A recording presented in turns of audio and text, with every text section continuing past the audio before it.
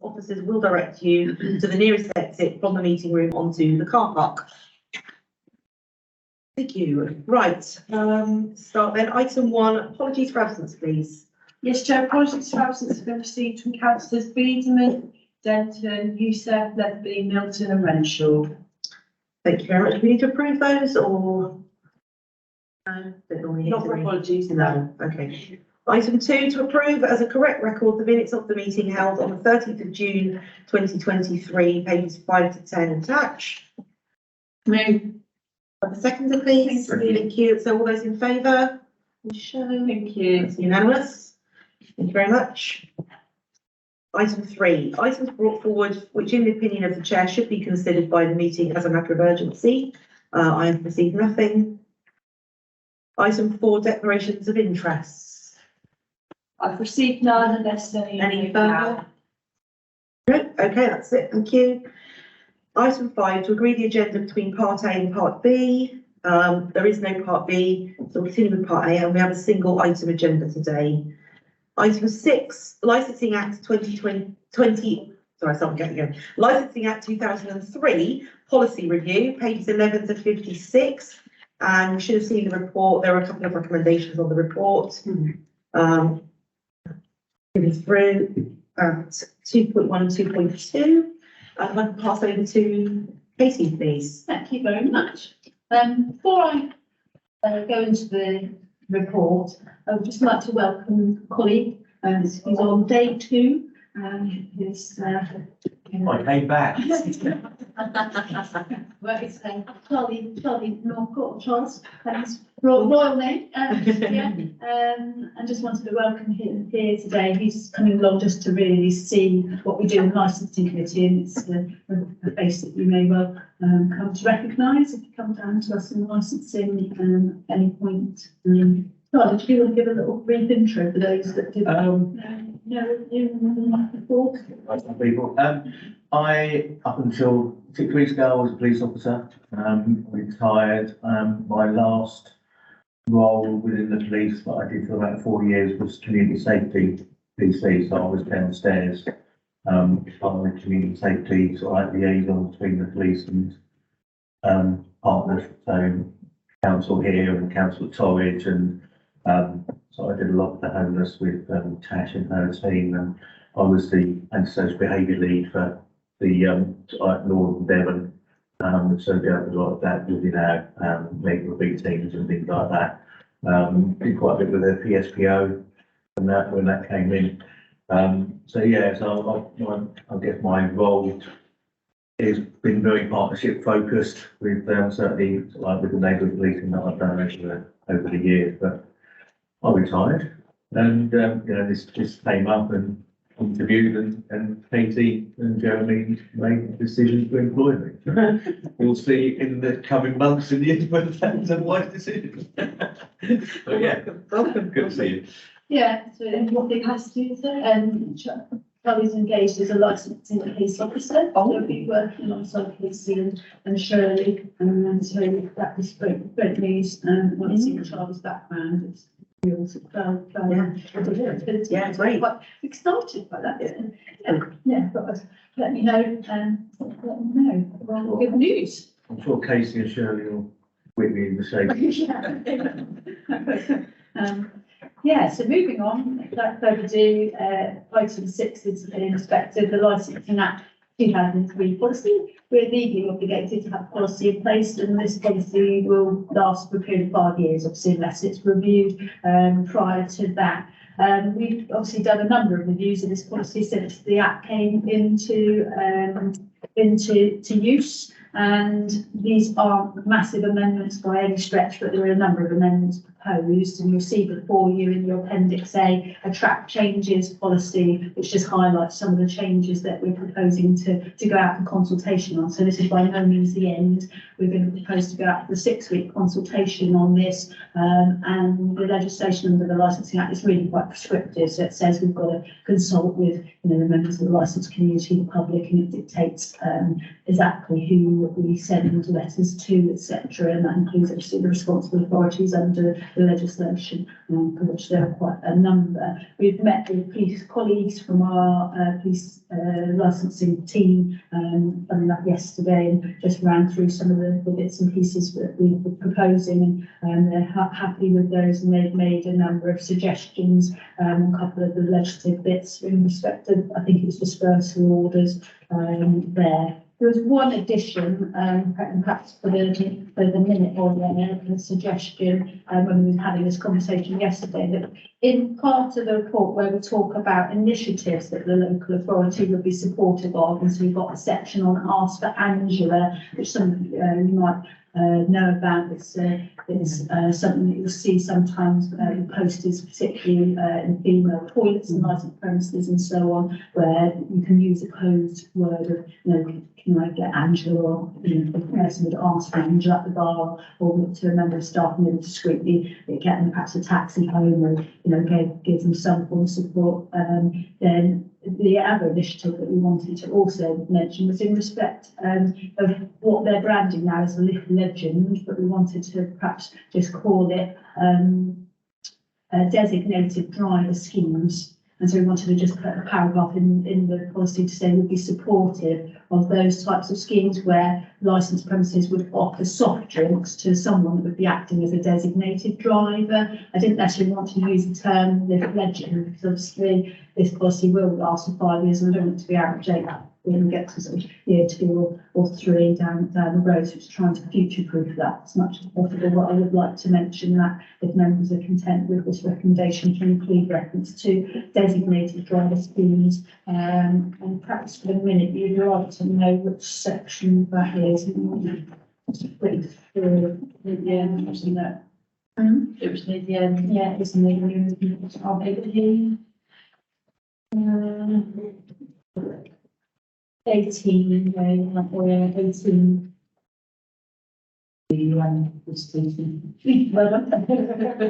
Yeah, so that was something arising out of the meeting that we had yesterday, and I think it would be quite nice to include that in the consultation that goes out. So I don't propose to go through each of the amendments in massive detail, but you'll note in the report I have covered off at 412, the main amendments by way of a list there. Some of them are just simple updates. So, for example, the first one I've reflected on the section 182 guidance, which is the guidance that local authorities are obliged to consider when determining licences and bringing into policies, and that has been updated at later December 2022. So you need to reflect the latest version in the document. 1.4, we need to update the licensing authority area with respect to the latest statistics, and we've got a little section which is like a geographical sort of overview on population and some figures there. We just need to update those because obviously they're not relevant now. There's some addition of available powers afforded by way of section 76 and antisocial behaviour, crime and policing act, which I understand have been sort of utilised in the districts. We certainly need to add those in. We've got a new corporate enforcement policy now, so we need to make reference to that. And where I've got these documents, what will happen when there's a publication of this is that there will be a hyperlink in the document that will go straight to it, because that works really well. Licensing committee, it says licensing committee rather than licensing and community safety committee, so we need to reflect the correct title there. At 441, we've cited that preferences for premises licence for multiple sort of events. So where you have a larger event, like some kind of show, some kind of festival, our preference would be that they apply for a premises licence. They're quite within their legal right to put in a number of temporary event notices to cover different bars and different stalls and things like that. But the thing with a 10 is that obviously you can't impose conditions on 10. And so there's a greater level of clarity, not only for the operator, but for also the licensing authority by way of the premises licence. And it also provides a level of consultation, not only with members of the public, but with other responsible authorities, because with a 10, you only get a consultation with our health and safety colleagues, with the police, and with our noise team, environmental protection. So it's just a little bit more inclusive in terms of the responses that are coming back.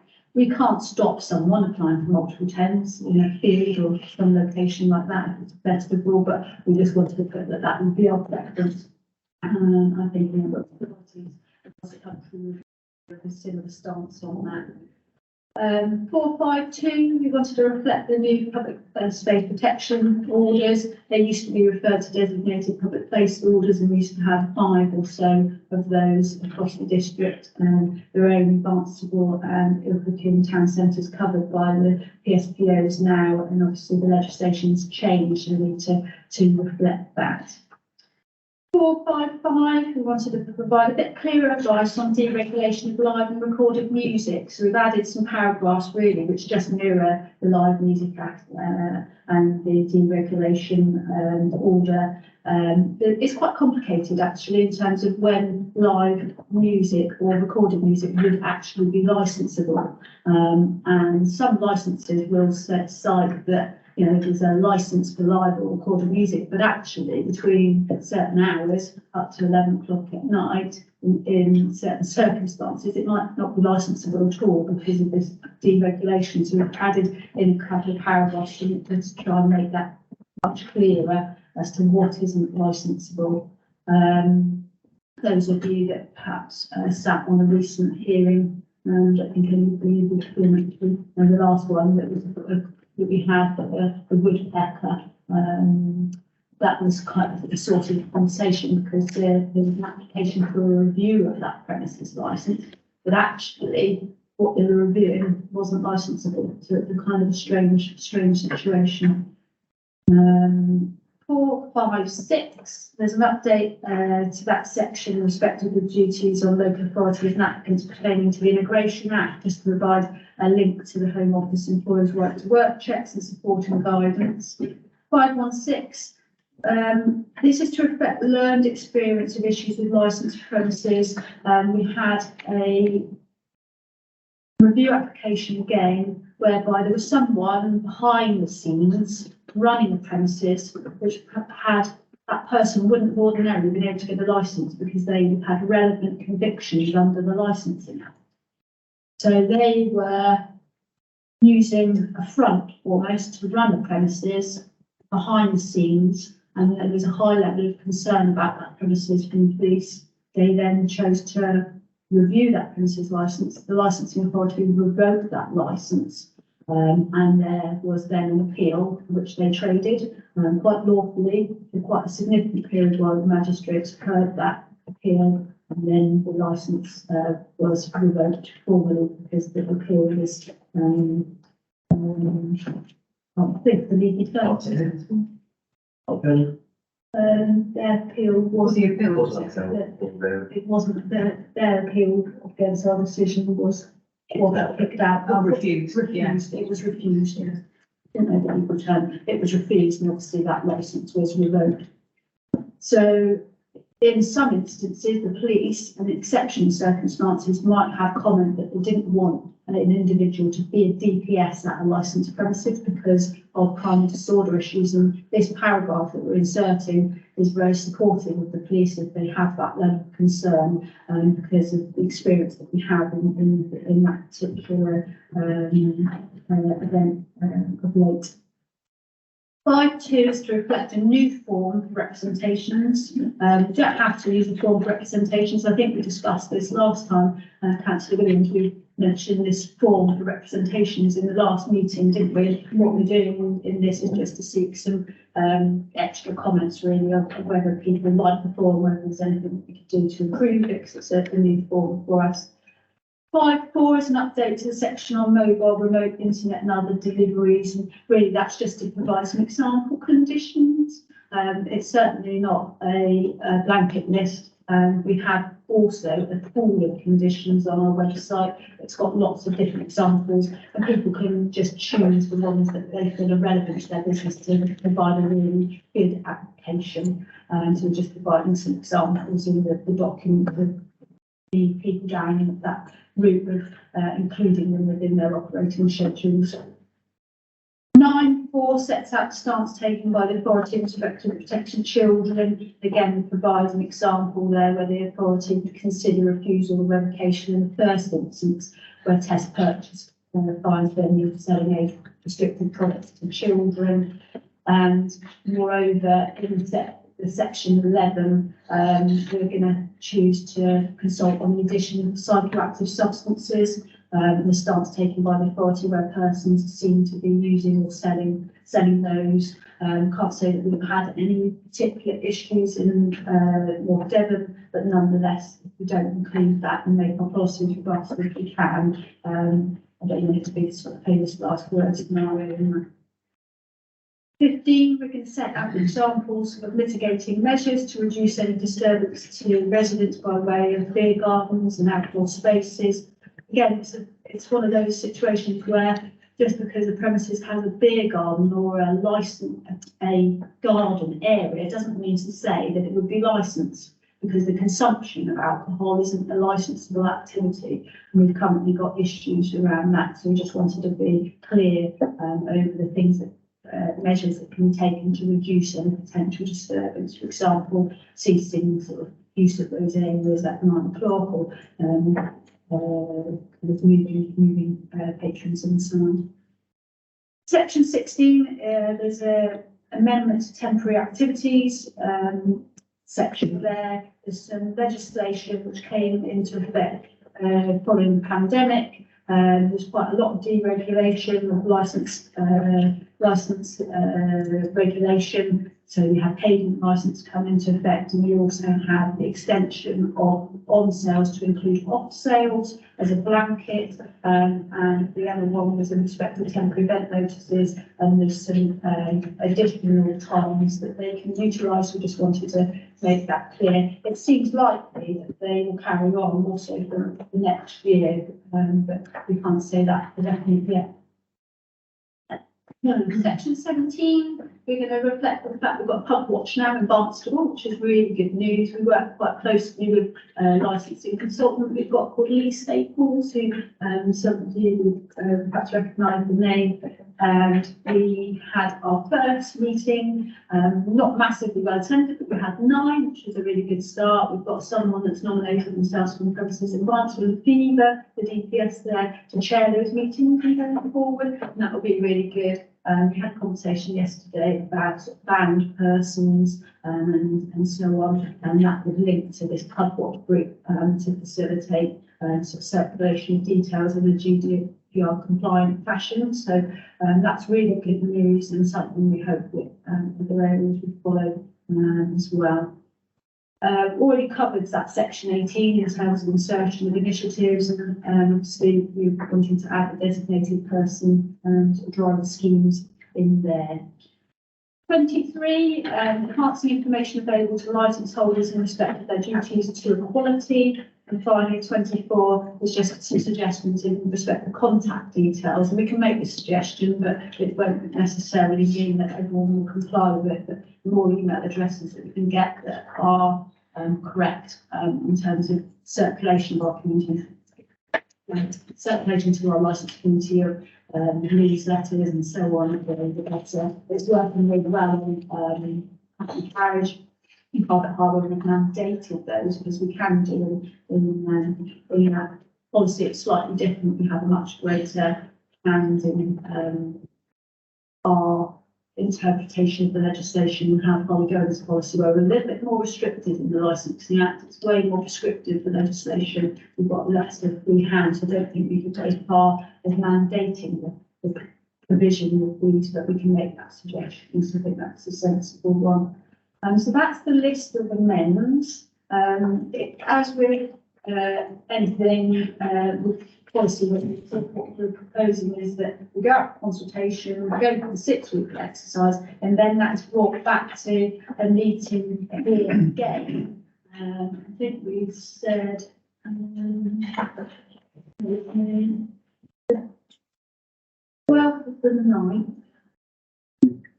And then to go to strategy and resources on the 6th and 3rd, and then approved by council on the 22nd of the 11th, then become published and effective, and we need to get that done prior to the 7th of the 1st. there's a bit of a timeline as to where this goes and how it will come back. So you'll see me again, just discussing what consultation exercise resulted in, what feedback that we got from this, and obviously if there are any comments today, anything that you think needs to be amended or any additional suggestions, we can kind of tweak this document up. And similarly, when we come back again, if the feedback, you think, oh, that was a good idea, we're certainly able to listen to that feedback and make any tweaks that we want to prior to then sending it on, the recommendation on to strategy resources committee. Generally, we've had some quite good feedback, particularly on Hackney Carriage and our side of things. So it's quite good to see the feedback we'll get. Oriana's done some work already on filing a list of questions to go out on the website. Is it easy to understand what you think of different things, what your comments and stuff, and kind of a questionnaire format, which works quite well. There's something else that's been said. Yeah,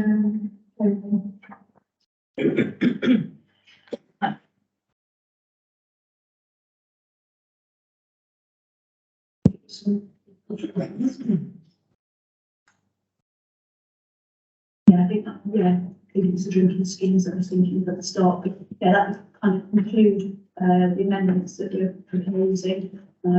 And then we'll see if there are any queries or suggestions. Thank you very much. Yeah. Thank you for giving the team for putting this together. I'm assuming that over the sort of course of time, you're adding things to come to us in that full review. Yeah. So that's great that you're keeping an eye on any sort of changes that are happening. It's quite a vast number of different sort of initiatives and things to be aware of, and changes to government policy Yeah. and the things That's like really what I was thinking, what was in my mind that just escaped me, Yeah. and then I was desperately trying to wrap my brain. It was the fact that I had something I hadn't included. I sat in a training event recently next to a lady, quite a phenomenal lady called Philly Murray, and her son Martin Heck was one of the lads tragically killed in the Manchester Arena event. Yeah. And she went on to lobby Parliament for Martin's Law, and you might have seen it in the press. Incredible lady. I don't think there was hardly a dry eye in the room. She was a powerful, powerful speaker, and she has gone on to push Parliament into this draft terrorism protection of premises bill. It's called Martin's Law, but that's the official term now. I thought it would be good to encompass that, but it doesn't look like it will receive royal assent prior to sort of January next year. So my aim is to provide lots of information on the website pertaining to that, because as with anything, as I said, it's a 5-year document. I don't want it to become out of date before year one or. And it could be inserted to the next 5-year review. Yeah, so if that's it's become why- relevant, yeah. Why it's not there, people see it, because obviously that does put quite a lot of onus on licensed premises in any public places. Is within certain sort of limits of numbers and capacities to do various things. There have been 15 terror attacks in the UK since 2017. And obviously this is a response to ensure that proportionate and consistent measures are put in place at public venues to ensure fairness and better public security. And it's going to put in place various safeguards. Licensed premises will almost certainly be in scope, and corporately, I think a number of our public areas, museums and otherwise will be in scope of this as well. So it's something that will probably be on the agenda corporately, but I have left that out for now. Right. Yes, Councillor Hunt. Thank you. On the Ask Angela one, just come back, is it in every pub toilet in like North Devon? I don't think it would be in every pub toilet in North Devon, certainly. I think the police and through their police licensing teams have delivered information and posters, etc., to licensed premises on inspection, and also they will be able to contact their local policing team to get materials. What I asked yesterday was that whether we could link in the policy to a list of premises where they've got the scheme in place, and how we would host that information, because you'll see in the consultation that we're proposing to try and do that. Obviously, we don't control that scheme necessarily, and it's something that's voluntary. What we will be able to do is pick up on that in our accreditation scheme. So prior to the administration changing, we came to committee with a package of measures that were going to be put in place in the town centre by way of the Safer Streets funding. One of those is the implementation of an accreditation scheme, and we brought to members like a draft, which would be based on bronze, silver, gold level, which would be based on an inspection of the licensed premises. Now that Ask for Angela will be encompassed as part of that scheme. So someone with a gold level award wouldn't be getting that award without the Ask for Angela package being utilised successfully in the premises. And so that is another route that the licensing authority will be utilising to support. Sorry, who actually runs the is it the police themselves or the actual it's a scheme national itself? scheme. I know it's a national scheme, but I didn't know I who don't, actually runs, but I'll tell you why. Because I have heard of it, I've heard of it yeah, from different meetings I've been in.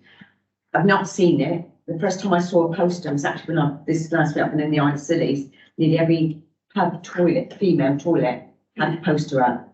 And I thought that was really good. And I thought, oh, I don't seem to have seen that at home.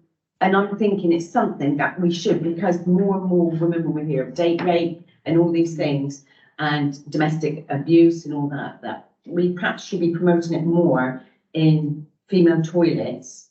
But sometimes I know there's one for men as well, because men get attacked as well. There's, if you're brewery side, the Yeah. breweries quite often do this. We've got Ask for Clive, which is the LB Yeah, thing. Yeah. Or anybody who is feeling vulnerable, yeah, come up and ask for Clive at the bar, and our staff are asked to bring them round the back and ask them what problem is. so on this leaflet, it was saying as for Angela, it was saying that they would then provide either money for you to get you a taxi straight away to get you somewhere safe, they'll call the police, whatever you wanted them to There do. is a scheme in Ilford, well, it's Yeah, with that little house yeah, on, yeah. and it says you can, with that little Yeah, house, it means that you can go in and ask for help. Yeah, that's more for what I call the vulnerable youngsters. Yes. That, Yeah. yeah. So I've heard of Ask for Angela, but I've had no information from my brewery about that. So I don't know where Yeah. that will come into getting the pubs involved. I know before I retired, we were talking about, in relation to Safer Streets, because we did sort of initiatives about Safer Streets and, partnership between the police and the council. And one evening I was talking to, about Ask for Angela, and I said we were going to do an evening thing, and I did say, I said I was aware of Ask for Angela, and a number of people are aware of Ask for Angela, but how much of general public are aware of Ask for Angela? It's all right, all the pubs being aware of Ask for Angela, but if the public don't know anything about it, then it's almost pointless. So the evening that we did that operation, we had little sort of business card size, Ask for Angela, and, you know, I was just walking around doing foot patrol in the streets with sort of a number of officers, and we were stopping female groups, and talking to them and just saying, you know, are you aware of Ask for Angela and stuff? And some of them knew about it, some of them didn't. We were handing out these cards and that was saying, and I think there was some stuff put on the police Facebook page and stuff like that. But I think it's great that the pubs are, you know, and I know that Paul Butler, the licensing officer from the police, has been in all the pubs, and when we were doing that, he was going in the pubs and that, and talking to them about Ask for Angela and whether they got the posters up and things like that. But I think it's important that there's a consistent message given to the general public, so that, you know, like females going out are aware of it, and they can go and they can look for it as well, and they can see. Do you that want it's in their to mind. supply the posters? When you said Ask for Clive, I don't know about Ask for Clive at all. Really? Yeah. All right, okay. I don't know about Ask for Clive at all. Ask for Angela, obviously I know about, but I don't know about Ask for Clive, and, you know, I've not seen any posters. I think that's just the brewery I'm with. I was just saying it's company. It was from them. But we had big thing with t-shirts and posters and bunting. We've just passed it's a celebration day a few weeks ago. But we got a sticker in the windows for Clive and the rainbow colours and stuff. And it was promoted through my brewery. I'm sure I've seen, I think on telly, might be local of it, but I don't know of any literature. I've heard of Aspirant, Angela, but I've not got any posters or anything in mind, but I'd be interested to know where I can get some from.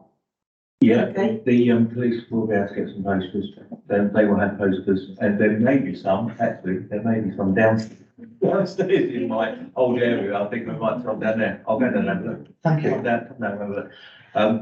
But yeah, I think it does need to have that consistent message and stuff, and the more the message is given, I mean, for violence against women and girls is quite a big, a big topic. That sounds it's a bit whimsical, doesn't it? But it's front and centre, and it needs to be front and centre. And I think all these things around sort of like Ask for Angela and that make it. I was in a meeting yesterday, and I was saying if someone's drinking at the bar, and they've had a few drinks, and they say, "Oh, I'm going to go and get my car and drive home," people will be more mindful to say, "No, Charlie, don't do that. You're not going to drink and drive." Or if someone's smoking at the bar, people are more likely to, because it's socially unacceptable. And I think these things about the violence against women and girls, and about how people react and how people treat women and girls and things like that, it's about being socially unacceptable. And when it becomes socially unacceptable, then that's when you feel that you're actually getting somewhere. Yeah.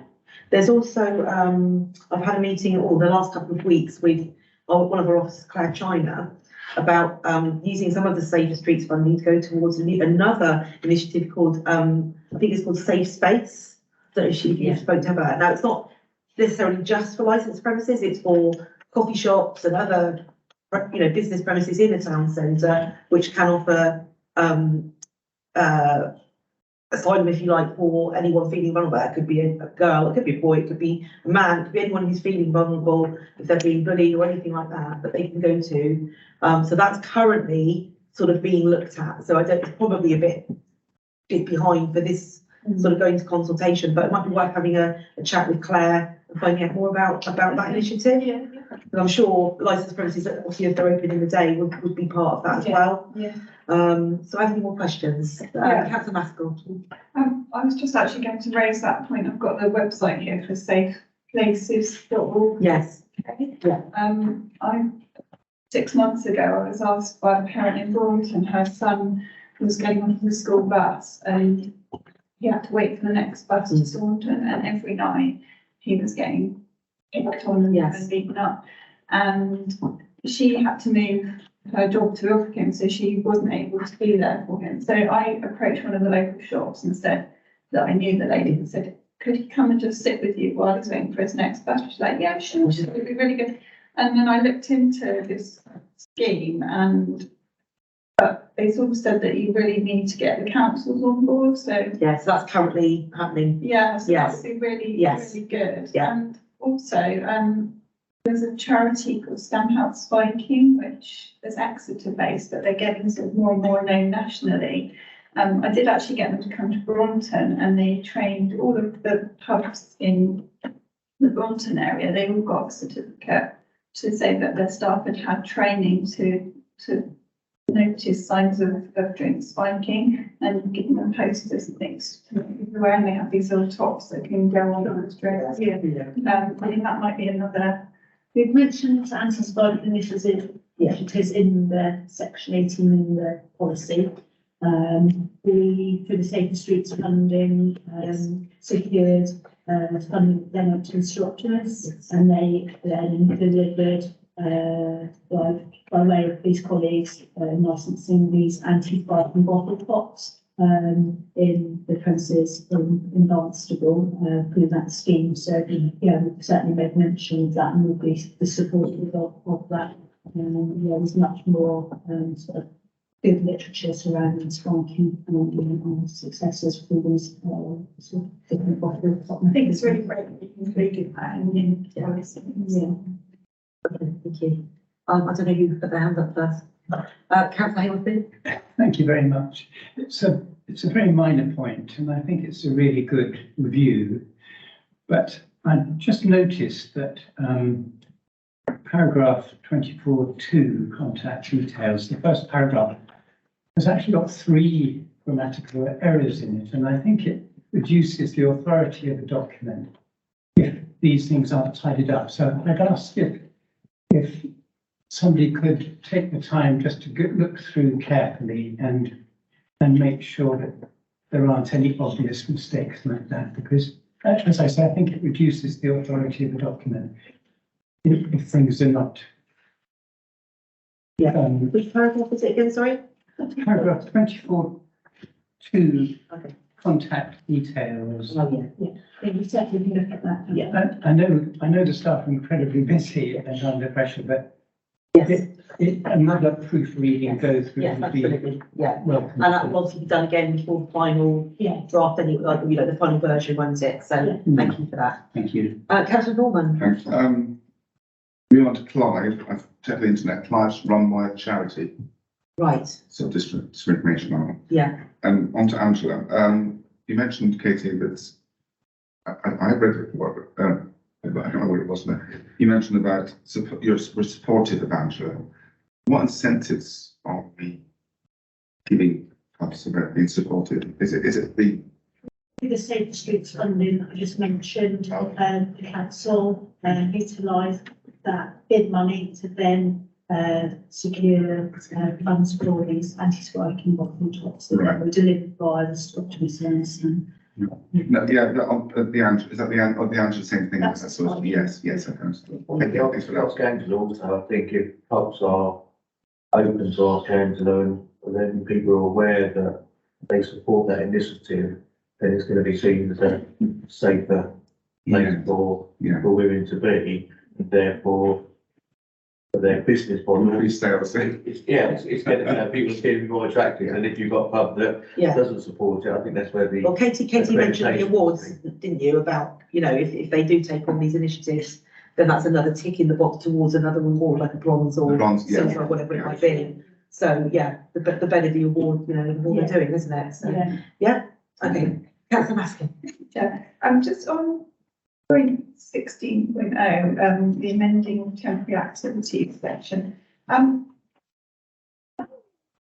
Was the COVID sort of period last where we allow, I'm asking now, I've got 2 pubs in my area that are still using their car parks with completely as an additional beer garden, which is causing a lot of parking issues around the villages, and I wondered how long that extends for. Yeah, so where people have utilised car parks, and I can think of a number of examples like the Thatch in Croyd utilise the car park, don't they now? They've actually, they're not utilising that by way of this type of temporary event notice exception. That will be something that they've submitted by way of a variation to their premises licence, because in that instance, they've got the retail sale of alcohol in an area, so they would have had that red line for licensed activity around that, whereas the temporary changes to the number of tens and so on, we know it will be to the end of this year, 2023, but the likelihood is that it may continue because we know that the Business and Planning Act 2020, the provisions for pavement licences, they're strongly considering the what is meant to be a light touch approach for people to socially distance outside premises and have a pavement licence under those provisions rather than section 115E under the highway legislation, which Devon County administer. That is likely to continue into 2024, albeit we haven't heard of that with absolute certainty, but we presume that will be the case, and that's the sort of latest guidance that we're getting for institute licensing. So yeah, some of the provisions that you talk about with car parks and so on being utilised, actually they've done that in a way that probably isn't temporary, and so if there are issues pertaining to car parking and other issues that are relevant to licensing objectives, I guess we'd have to look at those on an individual basis. Okay, thank you. Okay, one question I've got is about, on in the report at 4.8, you've got the list of consultees. At the last one, it says such other persons as the licensing authority considers to be representatives of businesses and residents in its area. Would that include town and parish councillors so that they can alert their ward members? So I know in relation to that incident with that licensed premises you mentioned earlier, I think there were some ward members on the town council that might have liked to have had some information about that and weren't aware of it happening. So I wondered whether that could include, if it doesn't already, town and parish councils. By way of the consultation, we would put it on obviously our website. Yeah. So that we can include all members of the public and then Yeah. councillors. So Right. I'm not sure if that is sufficient, whether you want us to. I think it could go to each council. Yeah. So that that their admin team or whoever can then forward that on to the council specifically. It would go on the whiz. Yeah, It's always helpful. traditionally gone Yeah. on the whiz, so. Yeah, okay. That's. Do we think that would be sufficient? Yeah. Yeah? Okay. Email parishes and parishes and even over. I think they might need a nudge to look at it though. Yeah, I think I think so. perhaps the second avenue would be a good idea. Or Yeah. Mail shop list for that. Yes. If I advise a letter to all. And all the different parts, all the admins, Yeah. whoever you've got on your list, I think that would be, just to raise that awareness. Yeah, that's good. Yeah, Do that. yeah. I think you may well have done that last.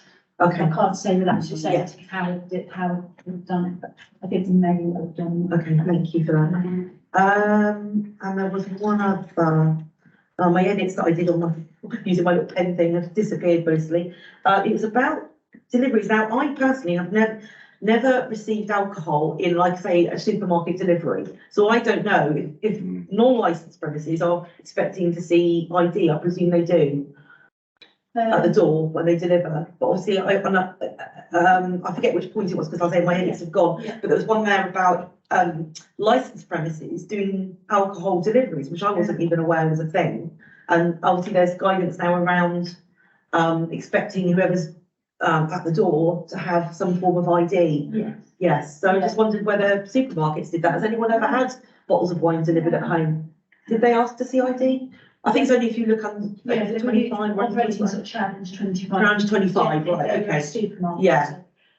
Not saying that you, yeah, in that instance, then she might reference that. Yeah. Because of the challenge 25. Yeah. I would say that they will operate those type of policies in the larger supermarkets, certainly, obviously, with the other premises that are doing those delivery services. At the moment, it will depend a little on the conditions they've got and they operate by way of their original operating schedule as to the process that they go through. However, for the new ones coming on board, providing with other suggested conditions is really useful. And clearly, the work of the police licensing in advising applicants as to what kind of conditions they would think would be sort of proportionate. But a lot of these premises will have those type of conditions already. Yeah. It's something that's quite useful just to flag up because our pool of conditions has quite an extensive list of suggestions pertaining to alcohol deliveries, and it's something that there's been more and more good examples of conditions and different things coming out since the first online delivery sales were coming into effect. Yeah. Could you tell me where in the report that section is? Sorry, because I was saying I can't find my edits now. Where was that one? There was just one It's in the section. actual policy. Yeah.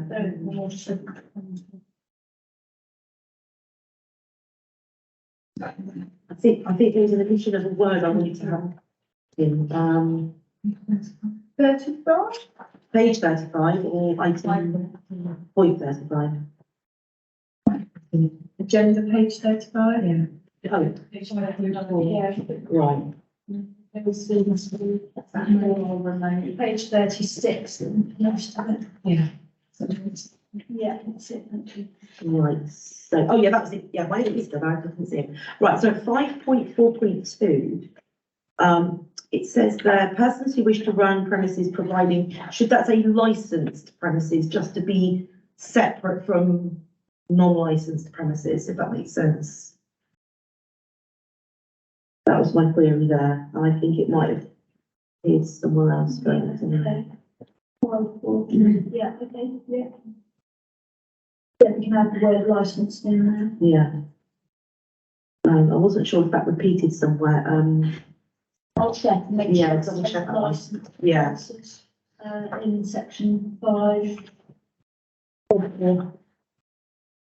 Right, so that's all the questions I had and comments. Has anybody else got anything? I've got something. Yes, councillor Whitehead. Excuse me, perhaps for my naivety, but perhaps a question for Charlie. Ask for Angela. I'm in a pub and I got a problem. And I say to the publican, the person behind the bar, I need to ask for Angela. Yeah. Are they gonna know what I'm talking about? What is the procedure? Most, all the pubs, I think, have been visited in Yeah. relation to, a number of them, as I said, there are posters and that, Yeah. that should be up and that. So if you go to if you go to the bar staff and you say, can I speak to Angela, then that should be the clue. That's the trigger. That's the trigger. Yeah. For them to think this person's in Yeah. trouble. And so they'll say, oh yeah, that's no problem. If you just come to the end of the bar, we'll all that. And then, so that takes you away from the situation Yeah. that you found yourself in or found yourself in, Mhm. that you're in. And then that'll say, and then they can then speak to you and find out what the reason is. So Yeah. it could be that you've been, you've been assaulted, there's been a crime against you, in which case they can contact the police. Okay. It could be that you've been separated from your friends and you'll say, so I'm just a little bit unsure, a little bit scared. So they could help you sort of contact someone, get a taxi or something like that. Okay. So it's about taking that person who's scared, been assaulted or whatever, out of that situation by saying, oh yeah, no, come to the end of the bar. Because if someone is, so if there's, if you're feeling threatened, if there's blokes around or whatever that have been sort of like, upsetting you or whatever, Okay. then it allows, so it's you telling that bar staff, rather than going up to that bar staff and saying, sort of like, oh, these people that are really, Yeah. because people aren't necessarily comfortable doing that, but if they were to say, is Angela working? And then, oh, okay. So we're relying on the bar staff to know what we're talking Yeah, about. and that comes down to the accreditation, and that comes Yeah. down to sort of like, Paul Butler's the licensing officer, and he's brilliant. I mean, I don't want to, but he is really good, and he holds a lot of licensed premises to account. His area is huge. I think he goes down to Tavistock, but his area is huge. But he's very knowledgeable about each premises, and whenever he goes into, he will be those sorts of things. So it's all about rolling it out, isn't it, really? I mean, just supposing I'm in a little tiny rural pub out in Chittlehampton Odd or whatever, and I've got a problem. Are they gonna know what I'm talking about? It's the rural issues that I'm concerned about. Angela's been around for Yeah. a good number of years, I would say sort of like 4 years. Yeah, right. It's been around for a while. You agree with that, John?